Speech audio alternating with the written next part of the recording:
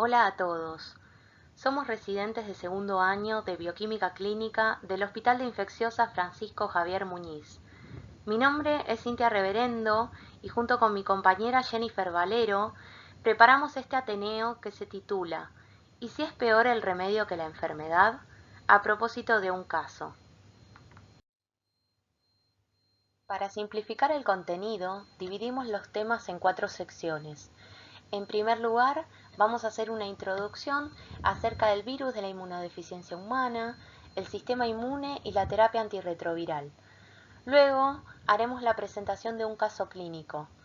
En tercer lugar, vamos a hablar específicamente del síndrome inflamatorio de reconstitución inmune o SIRI, haciendo referencia a la definición, la epidemiología, la patogénesis, las manifestaciones clínicas del mismo, el diagnóstico y el tratamiento. Y para cerrar, hablaremos de las conclusiones. El VIH o HIV por sus siglas en inglés es el virus de la inmunodeficiencia humana. Este pertenece a la familia Retroviridae y al género Lentivirus. Hasta el momento se han descrito 2 tipos de VIH, el de tipo 1 y el de tipo 2. Ambos se asocian a SIDA, pero la distribución de VIH de tipo 1 es mundial y suele ser más agresivo, mientras que el VIH de tipo 2 presenta mayor prevalencia en la región de África Occidental y es menos patogénico. Por lo tanto, en virtud de su importancia epidemiológica, solo nos referiremos al VIH de tipo 1 en lo que resta de la presentación. El virus de la inmunodeficiencia humana afecta el sistema inmune y debilita la defensa contra muchas infecciones y determinados tipos de cáncer que las personas con un sistema inmunitario sano normalmente podrían combatir. A medida que avanza la enfermedad, el individuo afectado va cayendo gradualmente en una situación de inmunodeficiencia. La fase más avanzada de esta infección se conoce como SIDA o síndrome de inmunodeficiencia adquirida, que en ausencia de tratamiento y en función de cada paciente puede tardar varios años en manifestarse. Sin embargo, con la atención médica adecuada se puede controlar, es decir, que si el paciente tiene acceso a la terapia antirretroviral, se puede producir la disminución de la carga viral y la reconstitución del sistema inmune. Por lo tanto, las personas con infección por VIH que reciben tratamiento eficaz pueden tener una vida larga y saludable, así como también proteger a sus parejas. El VIH continúa siendo uno de los mayores problemas para la salud pública a nivel mundial. En Argentina, la vigilancia de VIH-Sida está a cargo de la Dirección de SIDA e ITS del Ministerio de Salud de la Nación y se encuentra regulado bajo la Ley Nacional de SIDA número 23.798. Según el Boletín Epidemiológico número 38, en el año 2020 en Argentina vivían 140.000 personas con VIH, de las cuales un 17% desconocía su diagnóstico. Un 67% de estos pacientes se atiende en un sistema de salud pública, pero hay que tener en cuenta que el 30% de los diagnósticos fueron realizados en un estadio avanzado de la enfermedad. Además, se notifican en promedio 4.500 casos nuevos por año. Teniendo en cuenta que en esta patología en particular hay deterioro del sistema inmune, resulta importante hacer hincapié en ciertos aspectos de la respuesta inmune normal para luego compararlos con la situación de inmunodeficiencia generada por el VIH. Es fundamental hablar del balance de la respuesta inmune celular. Existe un equilibrio homeostático de las respuestas inmunitarias pro y antiinflamatorias. Lo hemos representado en esta diapositiva a partir de los linfocitos T regulatorios, que son los que reflejan la respuesta antiinflamatoria, y los linfocitos T efectores, que representan la respuesta proinflamatoria. En las respuestas inmunitarias adaptativas a los patógenos existe un equilibrio crítico entre la respuesta proinflamatoria y antiinflamatoria. Las respuestas proinflamatorias no controladas pueden provocar daños en los tejidos del huésped, mientras que las respuestas antiinflamatorias, que son iniciadas de forma prematura, pueden provocar la supervivencia del patógeno, lo que resulta perjudicial para el huésped. Por lo tanto, para lograr el funcionamiento de un sistema inmunitario saludable, es necesario que exista un equilibrio estrictamente regulado entre ambas respuestas. Para comprender las respuestas inflamatorias, primero es importante apreciar que existen 4 subconjuntos definidos de células T, CD4 positivas, que proporcionan un equilibrio homeostático entre las respuestas proinflamatorias y antiinflamatorias. Vemos que inicialmente los linfocitos TCD4 vírgenes, denominados TH0, se encuentran con el antígeno procesado por las células dendríticas a través del complejo mayor de histocompatibilidad de clase 2 y el receptor de linfocitos T en la zona T de los tejidos linfoides secundarios. Según el tipo de citoquina liberada por esta célula dendrítica tras dicha interacción, las células TH0 se van a diferenciar en los fenotipos TH1, TH17, T regulatorios o TH2. Cuando la célula dendrítica libera interleuquina 12, estas células TH0 se van a diferenciar a células TH1 funcionales, las cuales van a secretar interferón gamma. El interferón gamma es esencial para la activación de los macrófagos, para que estos fagociten y además permite la producción de especies reactivas del oxígeno que van a llevar finalmente a la eliminación de los patógenos. Por lo tanto, lo que va a hacer es estimular todo lo que tiene que ver con respuestas proinflamatorias. Cuando la célula dendrítica libera factor de crecimiento transformante de tipo beta o TGF-beta e interleuquina 6 en forma conjunta, van a permitir que estas células TH0 se diferencien a células TH17. Estas células secretan interleuquina 17, que también tiene una acción proinflamatoria.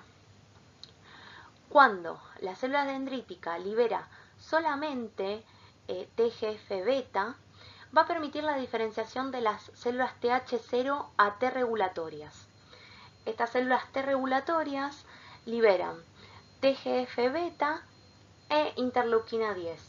La interleuquina 10 lo que hace es antagonizar las respuestas inmunitarias proinflamatorias, suprimiendo el desarrollo de células TH1 y TH17. Por lo tanto, van a promover una respuesta de tipo antiinflamatoria.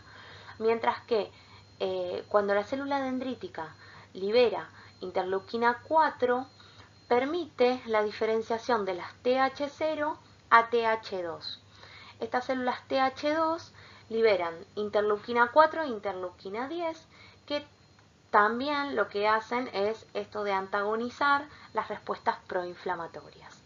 Por ende, se puede decir que las células de tipo TH1 y TH17 producen respuestas proinflamatorias, mientras que TH2 y T regulatorias promueven una respuesta de tipo antiinflamatoria.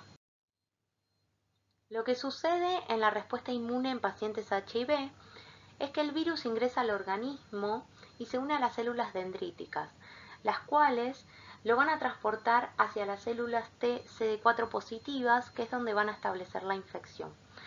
Estos linfocitos TCD4, activados y no infectados, toman contacto con el virus, produciéndose la infección inicial. Una vez que son infectados, se alojan en el tejido linfoide, donde se establece la infección, y la replicación del virus se acelera, dando lugar a una viremia masiva que conduce a una amplia diseminación del virus por todo el tejido linfoide del cuerpo. El mismo virus produce efecto citopático y lleva a la destrucción del sistema inmune. produciéndose la muerte celular.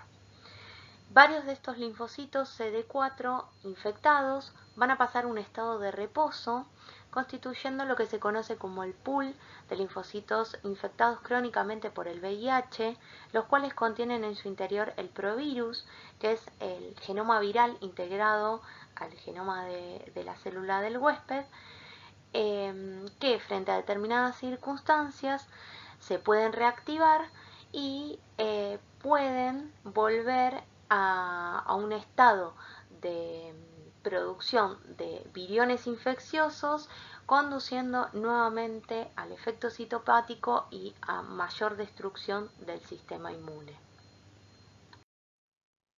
Los eventos inmunes y virológicos anteriormente mencionados van a reflejar el curso o historia natural de la infección según la fase clínica, la cual abarca 3 etapas.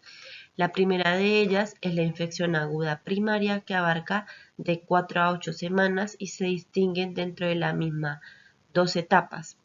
La primera corresponde al síndrome agudo, observándose una diseminación viral con cargas virales plasmáticas elevadas, indicando una intensa replicación viral.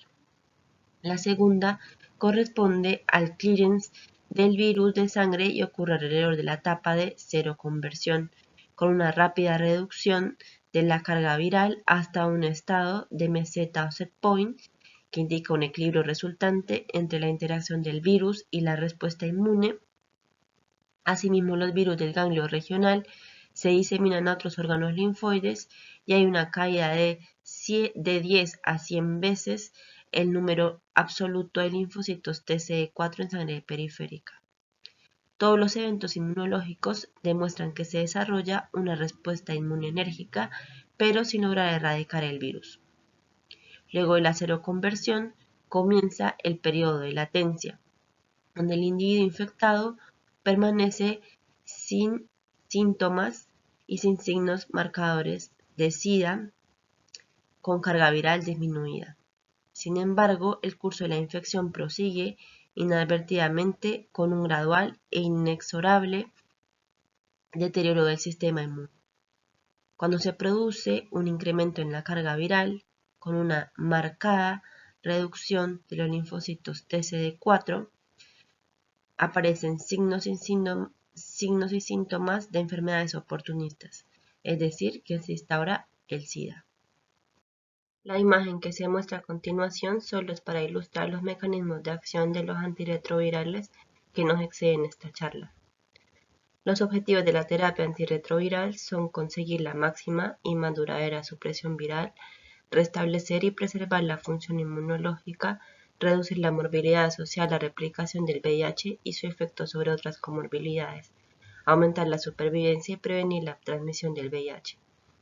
Según la Sociedad Argentina de Infectología, en el último consenso, indica que para el inicio de la terapia se recomienda una combinación de 2 inhibidores nucleosídicos de la transcriptasa reversa asociados a otro antirretroviral de alguna de las siguientes clases en orden de preferencia: un inhibidor de transferencia de la cadena mediada por integrasa, un inhibidor de la proteasa potenciado con ritonavir o cobicistat, un inhibidor no nucleosídico de la transcriptasa reversa. Resaltamos cuáles son los que se utilizan, están actualmente recomendados por SADI y que su elección va a depender de muchas variables clínicas como las comorbilidades y bioquímicas como la carga viral y CD4. Con respecto al caso clínico, tenemos un paciente de 22 años masculino que en el 2017 fue diagnosticado con VIH. Teniendo en cuenta que a los pacientes diagnosticados con VIH se les hace un seguimiento con carga viral y CD4, a este paciente preinicio a la terapia antirretroviral se determinó CD4 que dio un valor de 2 células por microlitro y la carga viral de 500.000 copias por mililitro. El día 2 de diciembre del 2019, que denominamos día 0 porque es importante tener en cuenta el día de instauración de la terapia, se le instauró según las recomendaciones de SADI con 2 inhibidores de la transcriptasa reversa y un inhibidor de la integrasa. El día 36 el paciente refiere fiebre, deterioro del sensorio de 48 horas de evolución y signos meningios. El día 37 se realizan imágenes en el tórax que indican que no hay signos de consolidación e infiltrados, y en la tomografía de cerebro no se observaron signos de hipertensión craneal. El día 40 se remite al laboratorio central una muestra de sangre periférica y una muestra de cefalorraquídeo. Y el líquido cefalorraquídeo y otras fracciones se remiten a micología, bacteriología y virología. El laboratorio central, los resultados de sangre periférica fueron leucocitos 3300, un poco por debajo del límite inferior del valor de referencia, con una fórmula leucocitaria normal, un hematocrito y hemoglobina bajos, una PCR de 3,3 miligramos por litro y una glucosa de 105 miligramos por decilitro. El análisis físico-químico del líquido cefalorraquídeo fue incoloro límpido, 4 células por microlitro con predominio de mononucleares, una glucosa de 70 miligramos por decilitro y proteínas de 0,5 gramos por litro. El análisis bacteriológico, el directo, es para búsqueda de Cryptococcus neoformans, fue negativo, y el Silicen no se observaron bacilos ácido alcohol resistentes. Y en micología también indirecto fue negativo. El día 41 se inicia un tratamiento empírico a amplio espectro de ceftriaxona, ampicilina, sulbactam y aciclovir. El día 42 se obtuvieron los resultados de virología, que se utilizó un panel de virus neurotrópicos donde se utiliza una PCR multiplex y fue positivo para el virus de varicela zoster. Que este resultado se condice con análisis físico-químico, tenía un predominio de mononucleares incoloro límpido, que es típico de una infección viral. El día 48, el análisis del cultivo en bacteriología fue negativo.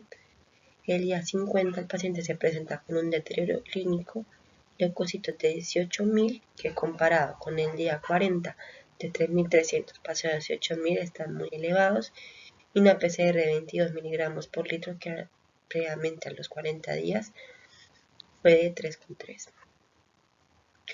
Ahora la pregunta es ¿cuál es el diagnóstico del paciente?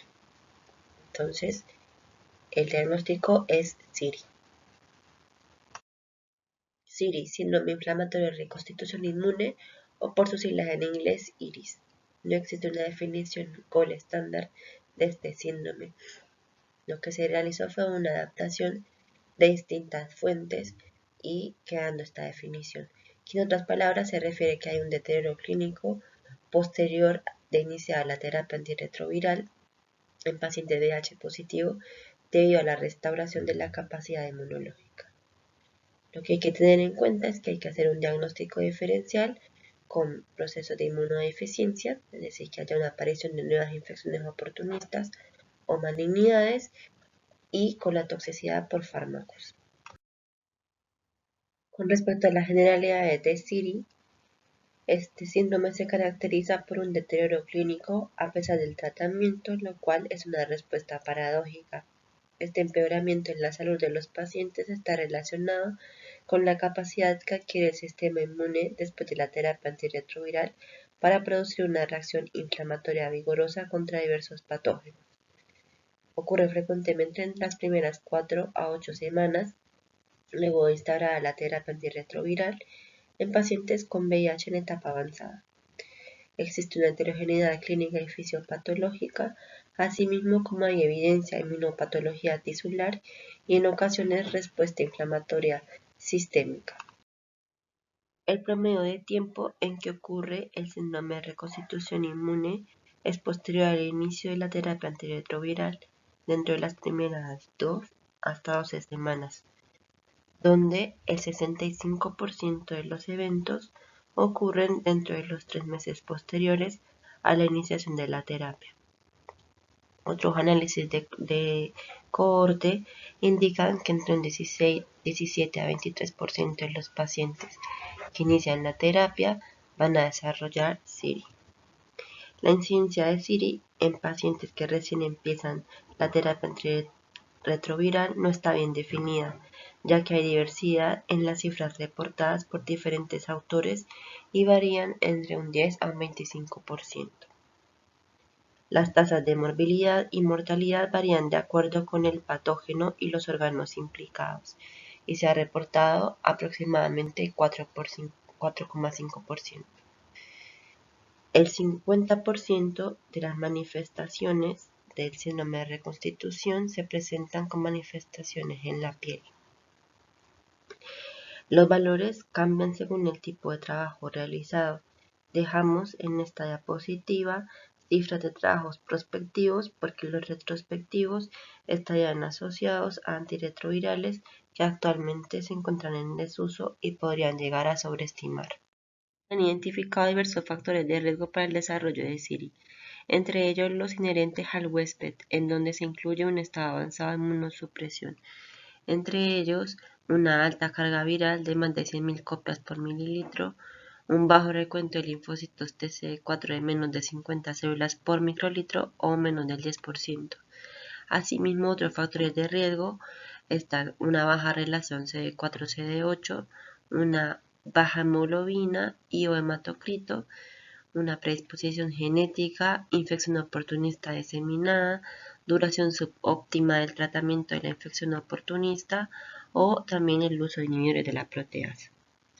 A continuación se presenta un modelo conceptual resumido de la patogénesis, donde luego en la instauración de la terapia antirretroviral hay un rápido descenso de la carga viral, coincidiendo con una redistribución de los linfocitos TCD4 y se ha descrito una disfunción inmunocelular en SIRI, pero con un mecanismo aún no claramente elucidado, contribuyendo así a una inflamación exagerada y no controlada en este proceso. Parece también estar mediado un desequilibrio entre la respuesta inflamatoria, proinflamatoria y antiinflamatoria, en donde la respuesta antiinflamatoria es demasiado débil para contrarrestar el efecto ejercido por las células T helper 1 y T helper 17 y la producción de citoquinas proinflamatorias de forma exacerbada, que previamente explicamos en los mecanismos involucrados.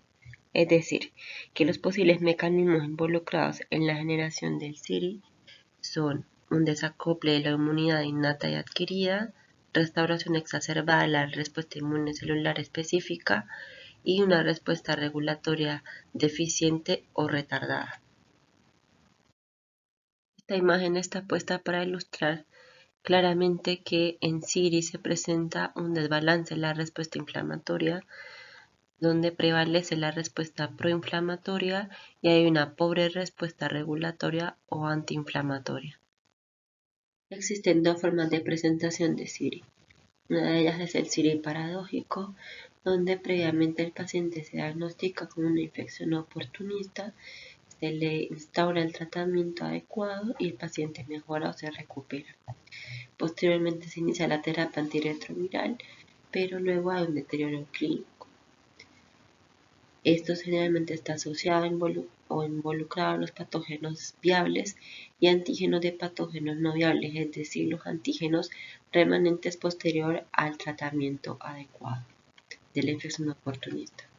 Y luego está el SIRI desenmascarante, que es en este caso, esta presentación está menos definida que el SIRI paradójico, en el cual se inicia la terapia antirretroviral, hay un deterioro clínico y posteriormente hay un diagnóstico de una infección oportunista enmascarada, que generalmente involucra patógenos viables. Aquí es importante tener en cuenta o resulta clave de que hay un diagnóstico diferencial con una infección oportunista nueva.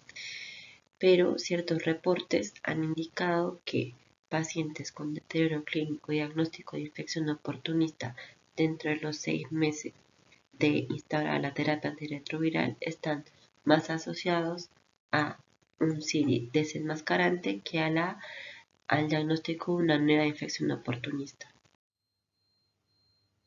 En esta diapositiva realizaremos la comparación de la respuesta inmune en distintas circunstancias.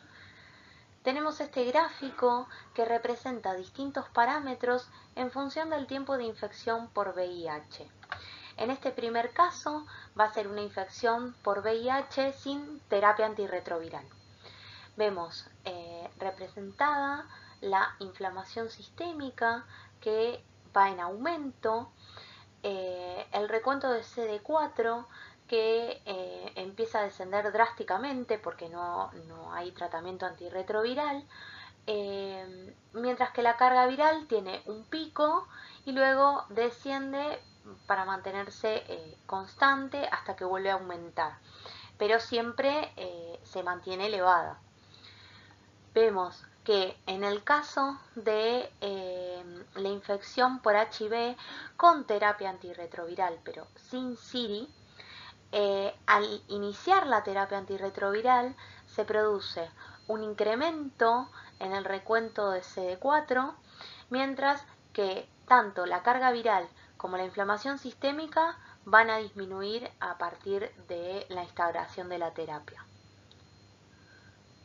Por otra parte, podemos comparar la infección por VIH con terapia antirretroviral sin SIRI y con terapia antirretroviral, pero una vez que se manifiesta SIRI.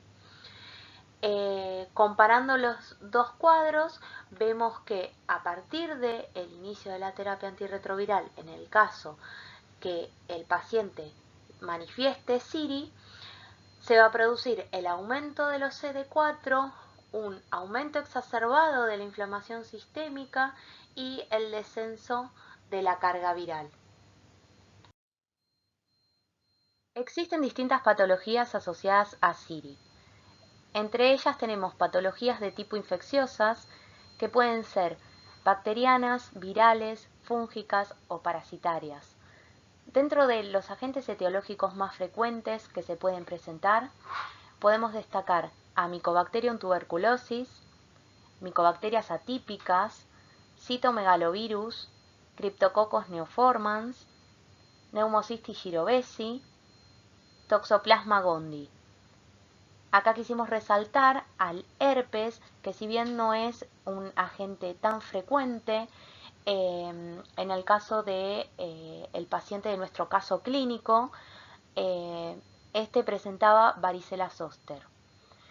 También hay que tener en cuenta que estas patologías infecciosas se pueden presentar en pacientes con VIH como infecciones oportunistas, por lo tanto no son específicas de SIRI. Y otras patologías que pueden estar asociadas a SIRI son de tipo no infecciosas. Entre ellas tenemos de tipo autoinmune como el lupus eritematoso sistémico, artritis reumatoidea, enfermedad de Graves, u otras enfermedades como sarcoidosis, neumonitis intersticial linfoide. Dentro de las más frecuentes destacamos a las patologías de tipo autoinmune. En cuanto a las manifestaciones clínicas resultantes de este síndrome, hay que tener en cuenta que son diversas y que dependen del agente involucrado, ya sea infeccioso o no infeccioso.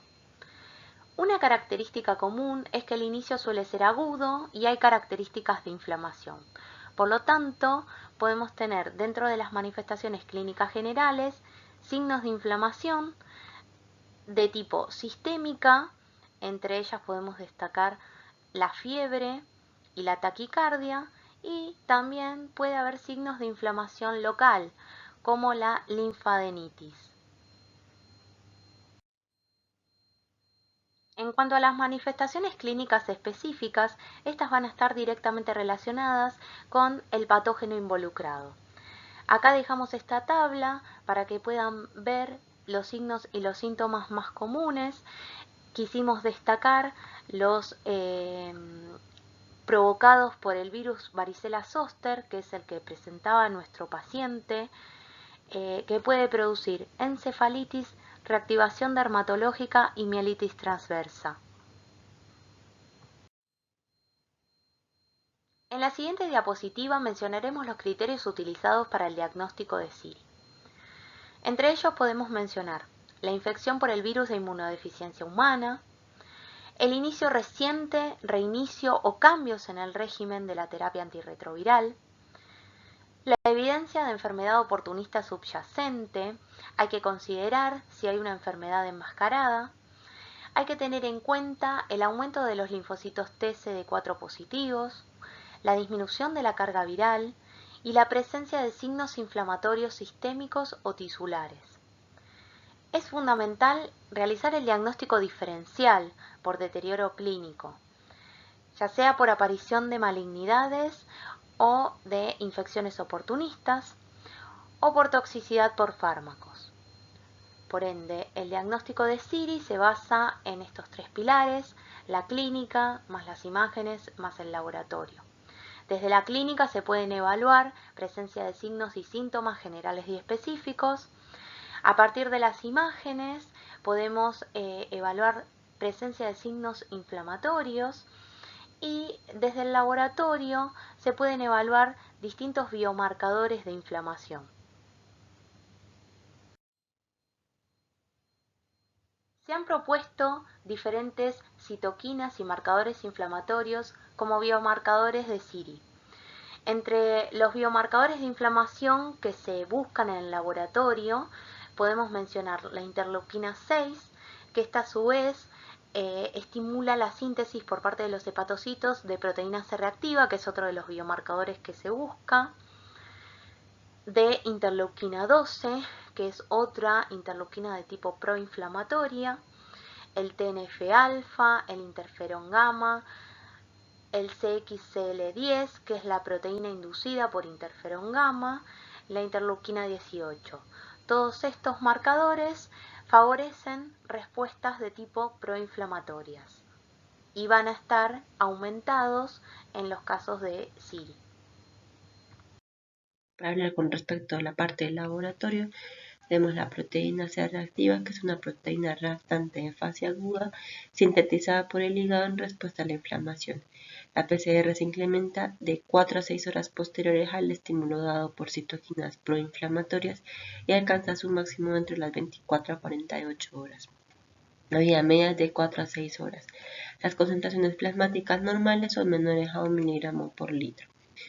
Los niveles suelen incrementarse hasta 100 veces en un proceso inflamatorio. A diferencia de otras proteínas de fase aguda, la PCR no se ve afectada por la acción hormonal. Tiene como función la activación de la vía clásica del complemento para luego unirse a la superficie de las células que están muriendo y bacterias actuando como opsonina y que luego puedan ser reconocidos y eliminados por el sistema inmune. La muestra que se puede utilizar pueden ser suero, plasma con heparina o en su defecto plasma con neta, el cual se puede mantener hasta 7 días a temperatura ambiente en el laboratorio. Nosotros utilizamos el COBAS 501 para su determinación.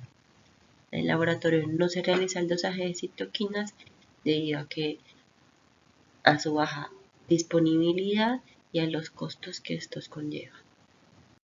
Otro de los parámetros importantes dentro del laboratorio son los linfocitos TCD4, que en población normal se van a mantener valores que superan las 1000 células por microlitro y además se mantiene una relación de aproximadamente 2 en el cociente CD4 y CD8, teniendo en cuenta que los linfocitos TCD4 son el principal blanco del VIH, que éste se une al receptor y posteriormente produce la inactivación de los CD4 y con ella la disminución de los mismos en sangre periférica, como se observa en la imagen. A medida que va avanzando la enfermedad, va disminuyendo la cantidad de linfocitos TCD4, donde si no hay tratamiento y se llega a una etapa avanzada, se mantiene un cociente menor a 1 de CD4 y CD8. Esto a expensas de una muy marcada disminución de los linfocitos TCD4. Por otro lado, los linfocitos CD8 van a destruir a las células infectadas, pero cuando un paciente está bajo tratamiento, el objetivo es incrementar CD4 y disminuir CD8, manteniendo una relación CD4-CD8 por encima de 1. En individuos con VIH se recomienda realizar un seguimiento de 3 a 6 meses luego de instaurada la terapia antirretroviral. La muestra a utilizar es de sangre entera con Conecta y se conserva a temperatura ambiente hasta 72 horas. Y con heparina se puede conservar hasta 48 horas.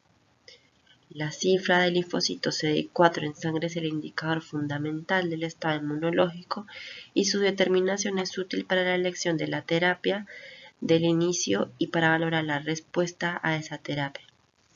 En el laboratorio contamos con este equipo, es el FACS-Calibre de Becton Dickinson, donde se utiliza citometría de flujo por marcación monoclonal.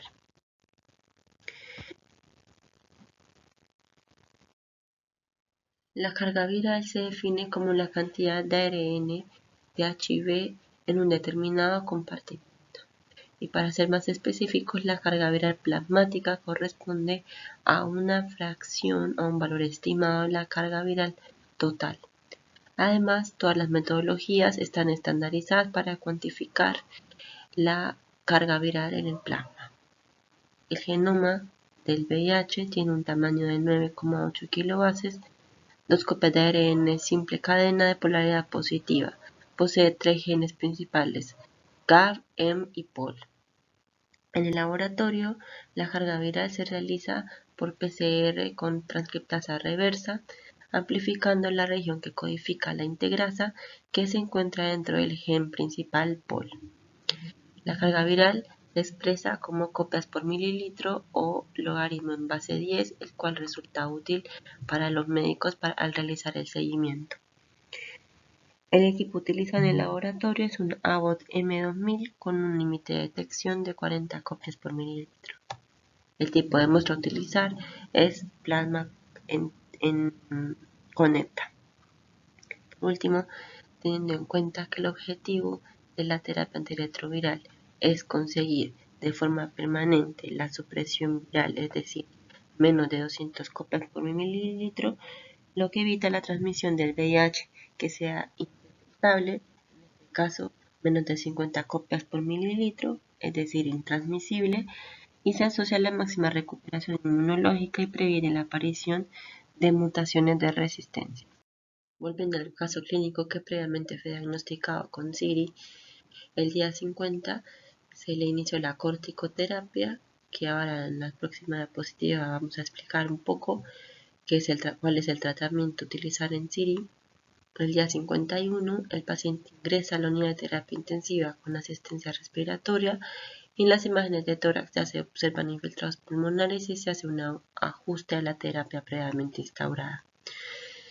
El paciente evoluciona de forma tórpida, se le administran vasopresores, pero el paciente llega a un fallo renal y el día 54 se produce el óbito. Con respecto a la prevención y el tratamiento, la Organización Mundial de la Salud lo que hace es recomendar que se identifiquen rápidamente los factores de riesgo y que haya un adecuado manejo del paciente antes de iniciar la terapia antirretroviral para poder prevenir el desarrollo de SIDA. Asimismo, continúe con la terapia a menos de que la vida del paciente se encuentre en riesgo. Trata las infecciones oportunistas, que dependiendo de cuál sea la infección oportunista, tiene unos tiempos ya establecidos de cuándo iniciar la terapia, una vez que ya se trató la infección oportunista en el caso del CIRI paradójico. Utilizar AINES en casos leves a moderados y emplear ciclos cortos de corticosteroides en el caso grave en este caso la prednisona, que fue la que se le instauró al paciente del caso clínico. Bueno, ya para concluir, resulta fundamental determinar los factores predictores para identificar a los pacientes de riesgo de desarrollar este síndrome. La incidencia, la presentación clínica, la severidad y la necesidad de un tratamiento específico varían de acuerdo a las características del hospedero y con la patología asociada. Con respecto al caso clínico, el paciente empeoró su cuadro a la 7ª semana luego de instaurada la terapia antirretroviral a causa de una infección oportunista que se encontraba enmascarada y no era una nueva infección oportunista, ya que se encontraba dentro de los 6 meses de instaurada la terapia. A pesar del tratamiento con corticoides, no se logró controlar la inflamación exacerbada.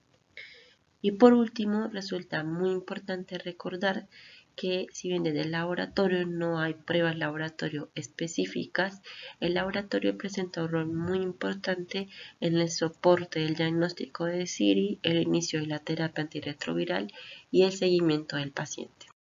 Bueno, y muchas gracias por su atención.